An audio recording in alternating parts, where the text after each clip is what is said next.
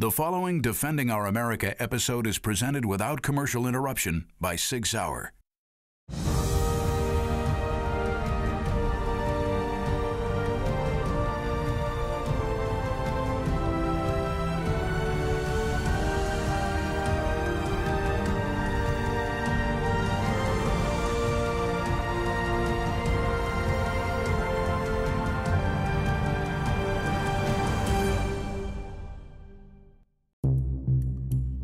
So, there was a time on 6th Street that we all went to this shooting call. Guy got shot twice in the chest. For years, I'm running into this guy. I got kids now. You saved my life, Plum. Well, obviously, he doesn't know that we've been buying, a couple $1,000s of drugs from him at a time. And he was also one of the organizers of our pit bull fighting rings. So at a point, we came to do a search warrant on his house. I look in the crowd and I said, that's him right there. They said he hit me twice. I didn't know he hit me once. He knocked me out with one punch. Turned into a big court case and long, drawn-out year-and-a-half process. While the defense attorney's trying to ask me a question, and I wouldn't answer it because I'm looking at my home address on this piece of paper, I got noticeably shook. He looked down at the piece of paper, and he saw what I was looking at, and he looked up at me, and he smiled. I was really, for the first time, scared about my home address coming out.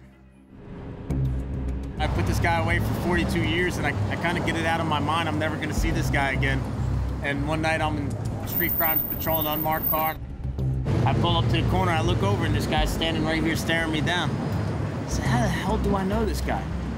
And I'm looking at him, and then my eyes open up, and he sees the recognition of that I realize who he is.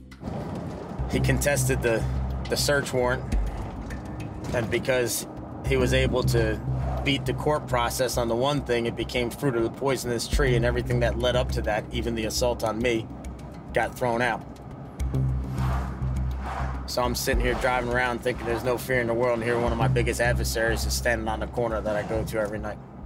Looks me in the eyes and just shrugs his shoulders and walks away. Yeah, that pissed me off a bit. People use the prison doors as a revolving door in a lot of cases. I've done numerous interviews where guys on the street flat out tell you that they're not afraid of the justice system here. They don't care about going and doing a 30-day stint in county. They know that chances of them actually doing hard time are very, very slim. Then eventually it gets to where he's not afraid of me anymore. He's not afraid of law enforcement. It almost becomes that sense of, my record's nice and fat. Give me that street credit a little bit.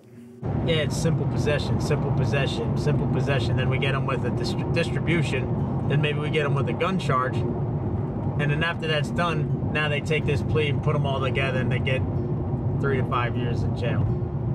But one low-income housing projects has 150 gang members and drug dealers all associated with the same group. In order to stop the problem, we have to take it to the whole group, one dime bag at a time.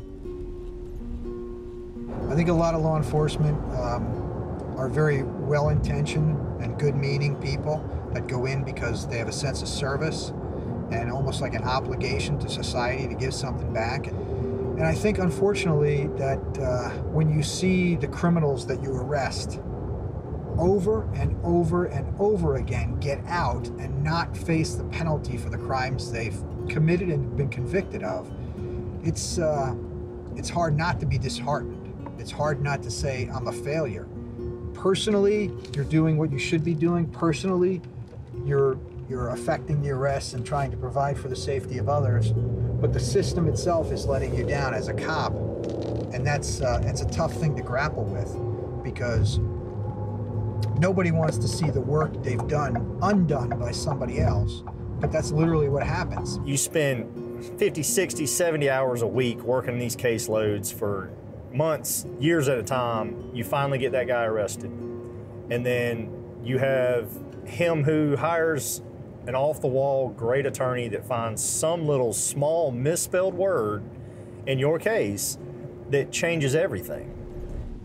The cycle continues, and you see that over and over, and you're like, When is the justice system going to work? The justice system works slow sometimes. And really the only saving grace is that it's our justice system. And so what you have to accept early on in this career is that you are not going to catch every bad guy and put them away. And we just have to keep doing what we do. Sometimes it works on the first try, sometimes it doesn't. Is it frustrating? Yeah, it frustrates the hell out of you, but it's life in our world.